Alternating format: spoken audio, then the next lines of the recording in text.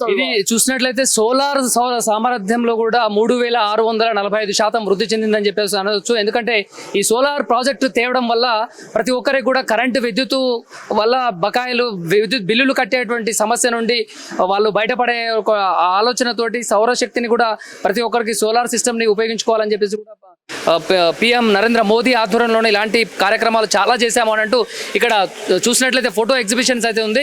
అందరి క్షేమం సంక్షేమం మా లక్ష్యం, శారీరక మానసిక మరియు సామాజిక శ్రేయస్సు మా లక్ష్యం అని చెప్పేసి కూడా ఇక్కడ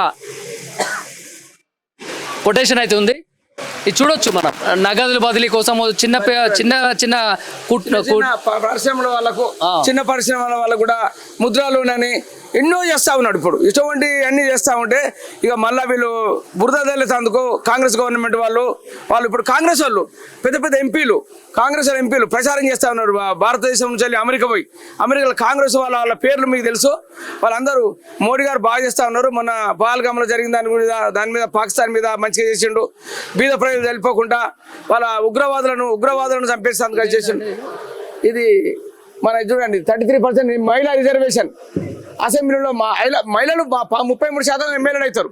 ఇప్పుడు ఇక్కడ వీళ్ళందరూ చూడండి లోక్సభలో కూడా రాష్ట్ర అసెంబ్లీ మహిళలకు ప్రాతినిధ్యం ఇప్పుడు తక్కువ లేదు కదా. ఇప్పుడు మన కాంగ్రెస్ బీజేపీ వాళ్ళు 33% చేశారు కాబట్టి వాళ్ళు మహిళలు కూడా వస్తారు.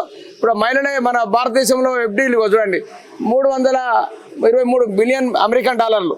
మనది ఎక్కడికి పోతుందో ఒకసారి చూడండి. ఇవన్నీ ఒకప్పుడు 323 బిలియన్ అమెరికా డాలర్లు ఉంటే ఇప్పుడు FDIలు 667.74 బిలియన్ అమెరికా డాలర్లు. భారతదేశంపై ప్రపంచ విశ్వాసానికి ప్రతిబింబం అని చెప్పవచ్చు. భారతీయ జనతా పార్టీ ఇక్కడ ఫోటో ఎగ్జిబిషన్ నిర్వహించింది. ఈ ఫోటో ఎగ్జిబిషన్ లో వాళ్ళు 11 సంవత్సరాలుగా 11 ఏళ్లుగా చేసినటువంటి సక్సెస్ ని ప్రజలకు అందుబాటులో అయ్యే విధంగా ఎన్నో కార్యక్రమాలందరినీ కూడా ఇక్కడ ఫోటో ఎగ్జిబిషన్ లో పెట్టినటువంటి పరిస్థితి. అంతేవిధంగా ఈ ఫోటో ఎగ్జిబిషన్ దానికి ఎంతో మంది కూడా ఇక్కడ భారతీయ జనతా పార్టీ క్షేత్రస్థాయిలో పనిచేస్తున్న నాయకులు, కార్యకర్తలు, మహిళలు ఎంతో మంది ఈ యొక్క కార్యక్రమానికి అయితే వచ్చారు. వచ్చిన తర్వాత రానున్న రోజుల్లో మరింత చేరువయ్యే దిశలో ప్రజలకు దగ్గరగా అయ్యే దిశలో కార్యాచరణ రూపొందిస్తామని చెప్పేసి కూడా కొండ విశ్వేశ్వరరెడ్డి గారి మాటలు తెలుసుకుందాం. మరిన్ని అప్డేట్స్ చూస్తూనే ఉండండి. మరిన్ని అప్డేట్స్ మీ ముందుంటాను. కెమెరామెన్ అరుణ్తో నేను మీ గంగాధర్. నమస్తే.